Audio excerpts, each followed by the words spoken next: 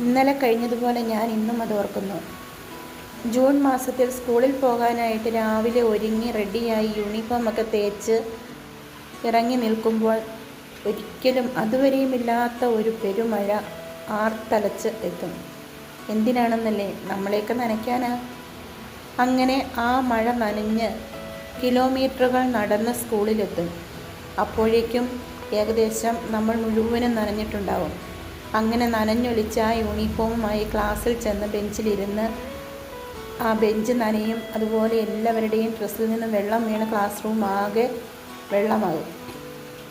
അങ്ങനെ ഒരു സാഹചര്യത്തിൽ വളർന്ന നമ്മൾക്ക് ഈ മഴ കാണുമ്പോഴും അതേ ഓർമ്മകൾ ഓടിയെത്തും. ഇന്ന് രാവിലെ എൻ്റെ മകൾ സ്കൂളിൽ പോകാനായിട്ട് ഇറങ്ങിയപ്പോഴേക്കും അതുവരെ പതിയെ പെയ്തുകൊണ്ടിരുന്ന മഴ പെട്ടെന്ന് കഠിനമായി. വലിയ കാറ്റും മഴയും. ആ കാറ്റത്ത് അവൾക്ക് മുന്നോട്ട് പോകാൻ കഴിയാത്തത് കൊണ്ട് കുട മറിഞ്ഞു പോകുന്നതുകൊണ്ട് അവൾ തിരിച്ചു പോന്നു. എന്നിട്ട് അവിടെ കുറച്ചു നേരം അവൾ വെയിറ്റ് ചെയ്ത് മഴയൊന്ന് ശമിച്ചതിന് ശേഷമാണ് അവൾ സ്കൂളിലേക്ക് പോയത്. അപ്പോൾ ഇതുപോലെയുള്ള ഓർമ്മകൾ നിങ്ങൾക്കൊക്കെ ഉണ്ടായിരിക്കുമല്ലോ.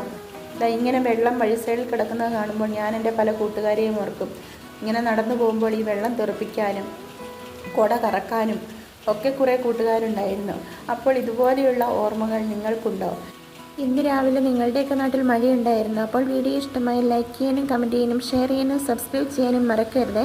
മറ്റൊരു വീഡിയോയിൽ കാണാം.